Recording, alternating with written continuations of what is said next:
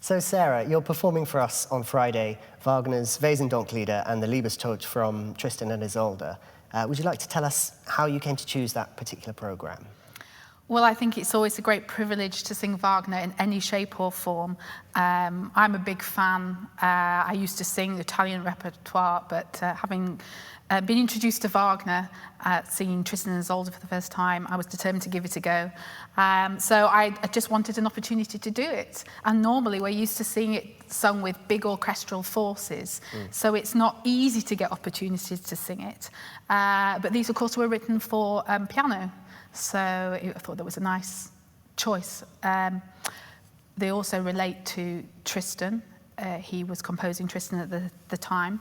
So putting the Liebestod in, I thought was a nice way of linking the two things together. Great. Okay, so let's start with the Wesendonck-Lieder that you're starting with.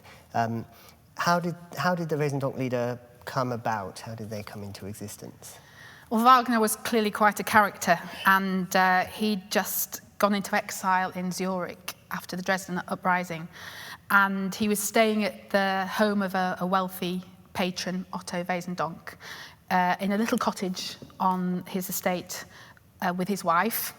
But he developed a relationship with Otto's young pretty wife, Matilda Wesendonck, and they clearly had a great deal of mutual respect for each other, and also there was clearly a lot of passion and infatuation. Whether it was ever consummated, we won't know, but she was definitely his creative muse at the time.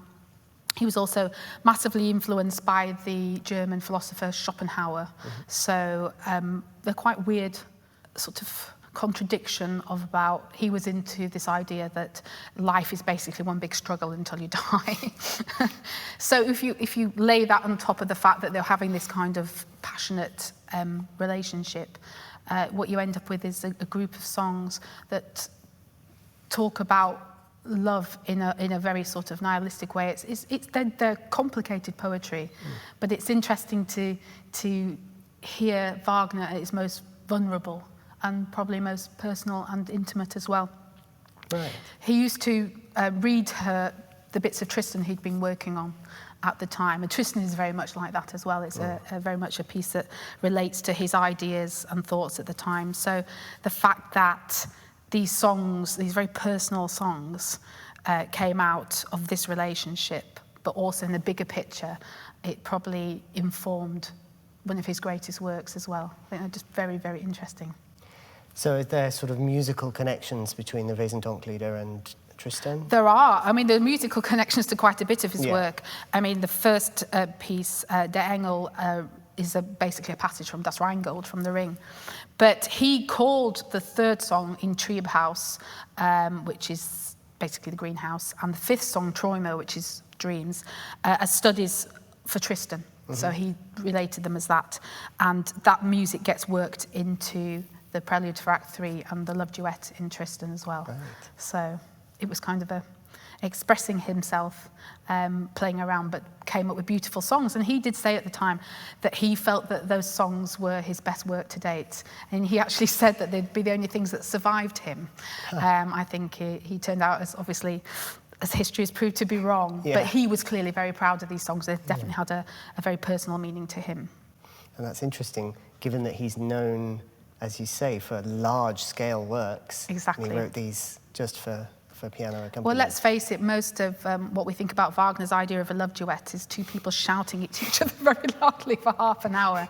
So it really does show a different side. And I do feel that Tristan is a very different opera to his other operas, in terms of how it's a romantic opera, where you can't really say the relationship between Brunhilde and Siegfried is romantic. Or anyone else in the Ring cycle, well, really. Exactly. So I think it's just interesting to see that side of him, and you feel you get to know a little bit more of the man through these songs, I think. Great. And as a singer, how do you find, you've said you're a fan of Wagner, how do you find performing his music? How do you find it different than performing other composers? Well, I think that is the fear, that it's somehow different from performing other composers. And I think a lot of people step away from Wagner because they think you need to have a huge voice, or it's very inaccessible. But actually, his structural and his writing, his rhythms are fairly, let's say, formulaic, but it's quite straightforward in many ways. to sing, to work your way around to learn it, although it has the effect of sounding like something a lot further on than its time. You know, when we're thinking about the middle of the 19th century, we're thinking about the Italian school, not the German school. And there was, you know, notably a great deal of rivalry between the two, but Wagner was a fan of bel canto singing. He wanted his singers to sing legato line. He wanted that feeling. And some of his earlier operas, I sang something once from Das Liebesverbot, which is a really weird mixture of Rossini and Wagner. It's like Wagner trying to be Rossini. He clearly hadn't found his style yet, but he admired that kind of singing. So the best advice I've had, and I mean, I've been advised a lot. I've had some really, really great Wagner coaches over the years who really know their stuff, is to spin those lines out like you're singing an Italian line. Right. Now, you do need to have a bigger voice because the orchestral forces are huge. And also you need to really work on the blade, the brightness or the silver in the voice, because that's what will give you the carrying power. It's not just about physical heft. So the stereotype of the 25-stone Brunhilde, I mean, I'm not saying that, you know, there are 25-stone Brunhildes that don't do a good job, but actually it's nothing to do with your size or stature. Some of the, you know, more well-known Wagnerians at the moment are actually quite small and diminutive. So it's really about how you approach the singing. It's about getting the blade in the voice and physically expanding that line out, almost like singing in slow motion, but in an Italian style. So yeah, it's challenging. I think it suits my voice because my voice takes longer to warm up. It needs a bit of space. So it's not unchallenging, but it's not inaccessible. Yeah, great. And it's very, very satisfying. Now, how do you think your career as a performer informs or helps your teaching of students? Well, I think you learn a lot as a student from people who are out there doing it. And I think even as a young professional, you listen to people at auditions or you pick things up. So I think to have a teacher who's on the cutting edge of the profession, who's actually out there doing it, it's not that all current performers are the greatest teachers, or that you have to be a great performer to be a great teacher. They're different skills, aren't they? It is. And, you know, luckily, I mean, I like to think I'm a good teacher, but, I mean, luckily, you know, if you get the two together, then what I can bring to the party is I know what the current fashions are for what to sing at auditions, and things do change, you know. They change in the style of, you know, singing, teaching, but they also change in the business. I mean, when I started out, you still had to go to auditions in a ball dress. You know, it was evening wear.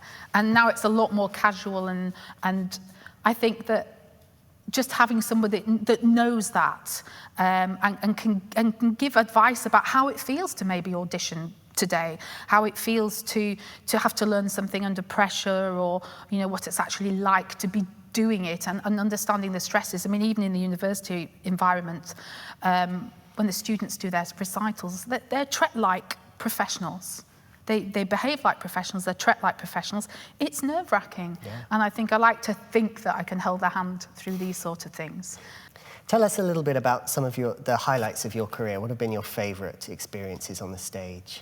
Well, it's interesting because I was thinking about this and I realised that it's not so much performances or even roles, it's quite a lot of the incidental experiences that you have as a singer that you can't quantify or explain to people, and you don't know they're going to happen when you start on this journey.